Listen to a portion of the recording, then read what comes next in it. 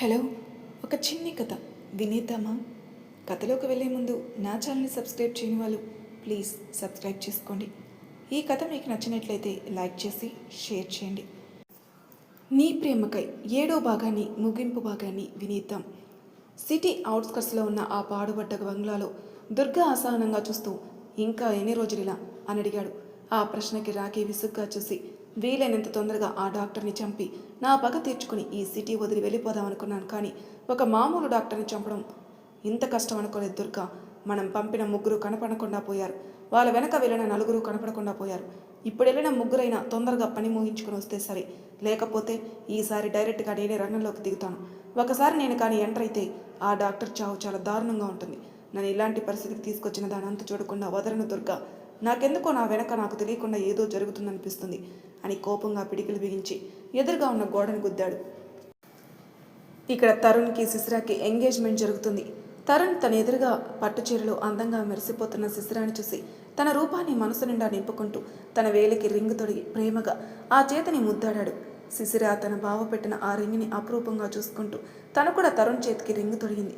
అలా పెద్దలందరి సమక్షంలో ఇద్దరి నిశ్చయ తాంబూలాలు చాలా సింపుల్గా జరిగాయి. తర్వాత పెద్దలందరూ ఒక్కొక్కరుగా అక్షింతలు వేసి ఆశీర్వదించారు. వారిద్దరి సంతోషాన్ని చూసి ఆదిత్య ధరణిలు మురిసిపోతూ చాలా సంతోషంగా ఉంది కన్నయ్య అంటూ ఆదిత్య చేతిని చుట్టి తన వైపే చూస్తుంది. ఆదిత్య ఏదో ఆలోచిస్తున్న గమనించి ఏమైంది కన్నయ్య అని అడిగింది ధరణి. కానీ ఆదిత్య చిన్న చిరునవ్వు నవ్వి ఏం లేదురా కన్నా అని ధరణిని దగ్గర తీసుకొని నుదుటిన ముద్దాడి నాకు మన ఎంగేజ్మెంట్ గుర్తుకొచ్చిందిరా అని చెప్పాడు. అప్పటికే రౌడీలు 3 గెటప్లు మార్చుకొని ఇంట్లోకి చేరారు. ఎంగేజ్మెంట్ సింపుల్గానే జరగాలని శిశిర తరుణ్ కోరడంతో ఇంట్లోని దగ్గరి బంధువులతో సింపుల్గా ఏర్పాట్లు చేశారు. నెమ్మదిగా రౌడీలు ధరణి దగ్గరికి చేరారు. వాళ్ళు వేసుకున్న ముసలి గెటప్లు తగ్గ యాక్టింగ్ చేస్తూ ధరణిని మాటలో పెట్టి ఏవో కుశల ప్రశ్నలు అడుగుతూ చుట్టూ చూసి అందరూ ఎవరి పనులు వాళ్ళు బిజీగా ఉండడంతో నెమ్మదిగా వాడు కర్చీఫ్ తీసుకుని దానిపై క్లోరోఫామ్ స్ప్రే చేసి అది ధరణి ముక్కుకు పెట్టారు. ధరణి 1 నిమిషం గింజుకుంది, కానీ వెంటనే స్పృహ కోల్పోయింది. నెమ్మదిగా ధరణిని ఒక బుర్కా వేసి తనని వెనక డోర్ నుండి తీసుకెళ్ళడానికి ప్లాన్ చేసుకున్నారు. కరెక్ట్గా ధరణిని అలా తీసుకెళ్లేసరికి అక్కడ ఎవరో ఒక అతను ఎదురొచ్చి పెద్దాయన భోజనం చేశారా అని అడిగాడు. వెంటనే వాళ్ళు అరల్టై ధరణిని అక్కడే మెట్ల కింద దాచి ఏమీ తెలియనట్టు చూస్తున్నారు. ఇక తప్పక భోజనం తినేసి మళ్ళీ బుర్కాలో ఉన్న ధరణిని తీసుకుని ఎవరూ చూడకుండా బయటకు తీసుకొచ్చి వాళ్ళు వచ్చిన వెహికల్లో పడేసి రాఖీ దగ్గరికి తీసుకెళ్లారు. అసలు ధరణికి ఏమైందో చూద్దాం. ధరణి ఆదిత్య పెళ్ళి అవ్వకముందు ఒకరోజు ధరణి తరుణ్ హాస్పిటల్కి వెళ్తుంటే వాళ్ళ కారుకి ఎదురుగా వచ్చి ఒక చిన్న పాప స్పృహ తప్పి పడిపోయింది. ధరణి తరుణ్ కంగారుగా ఆ పాపని తీసుకుని హాస్పిటల్కి తీసుకెళ్లి ట్రీట్మెంట్ చేశారు.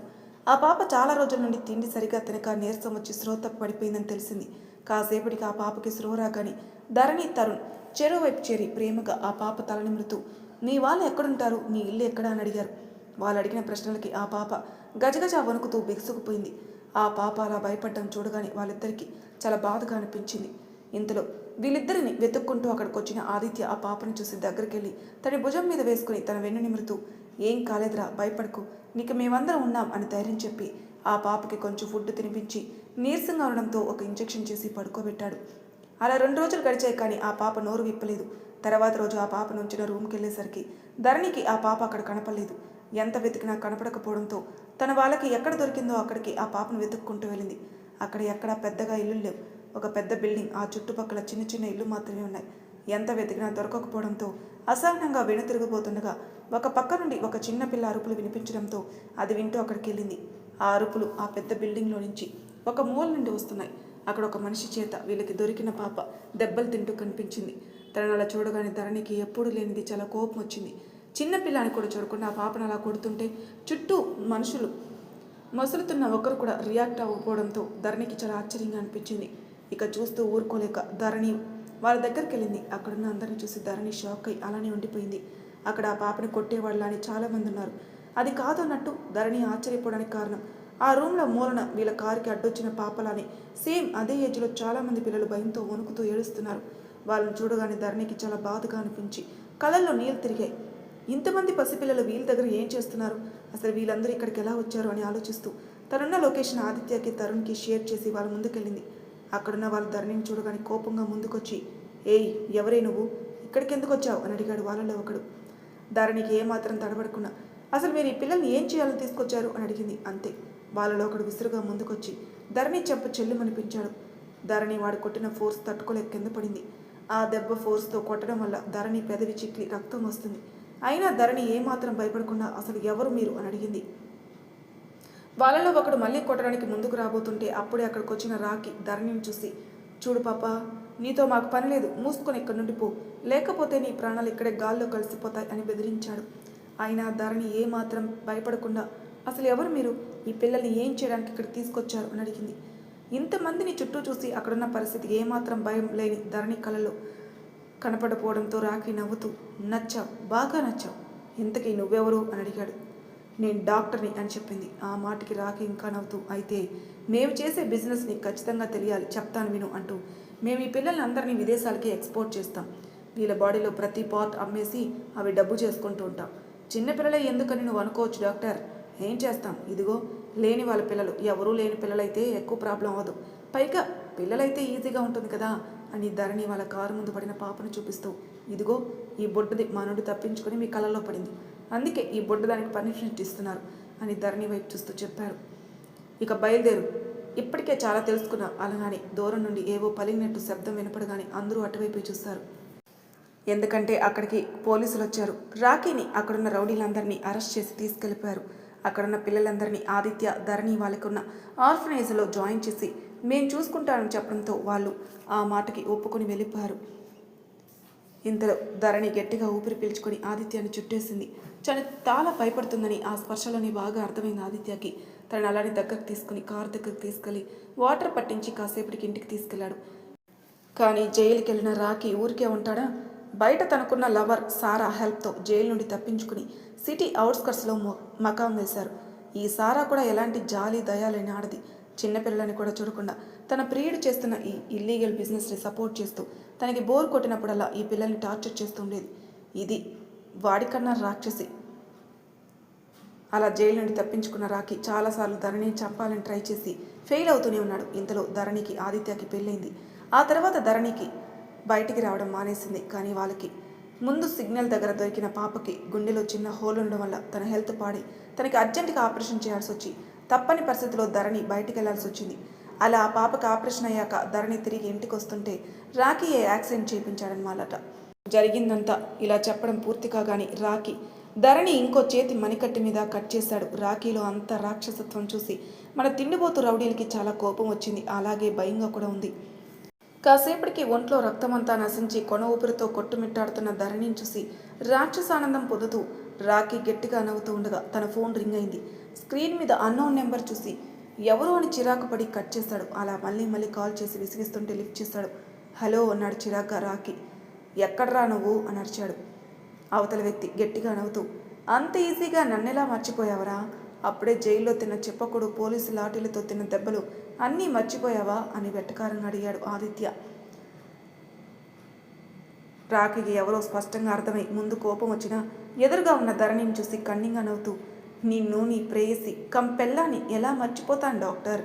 అందుకే కదా నీ ప్రాణమైన పెళ్ళాన్ని ఇక్కడికి బ్రతకుండగానే నరకం చూపిస్తున్నాను. నీకు ఆఖరి చూపు చూసుకునే అవకాశం కూడా ఈ రాకీ ఇవ్వడు. నువ్వు దానికోసం జీవితాంతం ఏడుస్తూ ఉండాలి. ఇదే నేను మీకు వేసే శిక్ష అన్నాడు.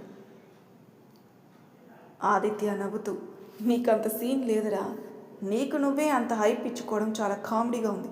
అయినా ఏదో ఒకసారి నా భార్యకి హాని కలిగించావని అస్తమానం నీ పాచికలు పారతాయనుకోవడం నీ పిచ్చితనం అన్నాడు.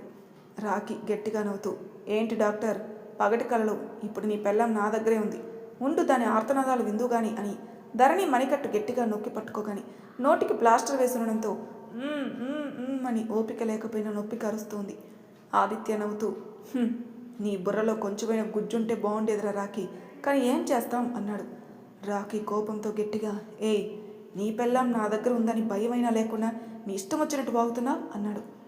ఆదిత్య వెటకారంగా, పిచ్చి రాకీ, నీ వేలితో నీ కంటినే పొడిపించుకుంటున్నావురా, అసలు ముందు నీ దగ్గరున్నది ఎవరో చూడు, అప్పుడు నీ ఫ్యూజులు ఎగరకపోతే నన్ను అడుగు అన్నాడు.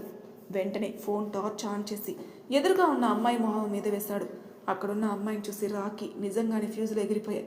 చేతిలో ఉన్న ఫోన్ వదిలేసి, సారా లే సారా, నీకేం కాదు సారా, ఒక్కసారి కళ్ళు తెరిచి నన్ను చూడు సారా ప్లీజ్ అంటూ ఏడుస్తూ ఆ అమ్మాయి చెంపలు తట్టాడు. కానీ ఎలాంటి ఉపయోగం లేదు. ఆ అమ్మాయి అప్పటికే స్లో కోల్పోయింది. రే, ముందు ఆ అమ్మాయిని హాస్పిటల్కి తీసుకెళ్ళరా అన్నాడు ఆదిత్య. ఆ మాట వినగానే చుట్టూ ఉన్న తన మనుషుల మీద కారు తీయండని అరుస్తూ సారాకున్న కట్లన్నీ విడిపించి ఎత్తుకొని కారు దగ్గరికి తీసుకెళ్లాడు. వెంటనే కారుని హాస్పిటల్కి పరుగులు పెట్టించాడు. హాస్పిటల్లో డాక్టర్ దగ్గర చెక్ చేపిస్తే డాక్టర్ చెక్ చేసి షీఈ్ నో మోర్ అని చెప్పి డాక్టర్ వెళ్ళిపోయారు. అసలు ఉన్న షాక్ నుండి తేరుకోలేకుండా ఉన్న రాఖీకి ఇదంతా పెద్ద షాకే. తన ప్రతి తప్పులోని తనకు తోడుగా నిలబడిన తన ప్రేమ ఇక ఈ లోకంలో లేదని తెలిసాక తన కాళ్ళ కింద భూమి కంపించినట్టయింది రాఖీ పరిస్థితి.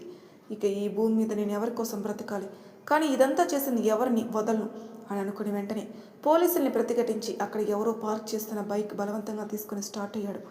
తనని వెంబడిస్తున్న పోలీసులు అరగంట వరకు చేస్తూనే ఉన్నారు. రాఖీ రోడ్డు మీద తనకి ఎదురొస్తున్న వాహనాలకి ఇబ్బంది కలిగిస్తూ చాలా ర్యాష్గా డ్రైవ్ చేస్తూ ఎదురుగా వస్తున్న చిన్నపిల్లని గుద్దేయబోయాడు. అప్పటి వరకు వాడిని ప్రాణాలతో పట్టుకోవాలని ప్రయత్నించినా ఇక విసుగొచ్చి దూరం నుండి ఎన్కౌంటర్ చేసి వాడి చాప్టర్ క్లోజ్ చేసేశారు. ఇక మిగిలిన తన అనుచరుడు దుర్గాని అరెస్ట్ చేశారు. ఆ కాలు కట్టయ్యాక కారులో ఉన్న ఆదిత్య పక్కనే మత్తుగా నిద్రపోతున్న ధరణి తలనిమిరి నుదుటిన ముద్దు పెట్టుకొని అసలు ధరణి తనకి ఎలా దొరికిందో గుర్తు చేసుకున్నాడు. ఆ రౌడీలు ధరణికి క్లోరోఫామ్ ఇస్తున్నప్పుడు చూశాడు ఆదిత్య. కానీ భయపడకుండా అప్పటి వరకు తన హ్యాండ్ ఓవర్లో ఉన్న సారాన్ని తీసుకొచ్చి ఆ రౌడీలు భోజనం చేస్తున్నప్పుడు మార్చేశాడు. తర్వాత ధరణిని తీసుకుని తను ప్లాన్ చేసుకున్న సర్ప్రైజ్ ప్రకారం కారులో కూర్చోబెట్టి డ్రైవింగ్ చేస్తూ ఈవినింగ్ టైంకి రాఖీకి ఫోన్ చేశాడు. అంటే అప్పటి వరకు తనకి దొరికిన అమ్మాయిని చంపాడమో లేక టార్చర్ చేయడమో చేస్తాడని ఆదిత్య ఎక్స్పెక్ట్ చేశాడు. మనం ప్రాణంగా ప్రేమించిన వాళ్ళకి ఏమైనా అయితే అప్పుడు మన పరిస్థితి ఎంత దారుణంగా ఉంటుందో ఒకసారి అనుభవిస్తేనే కానీ వాడికి తెలియదని అనుకున్నాడు.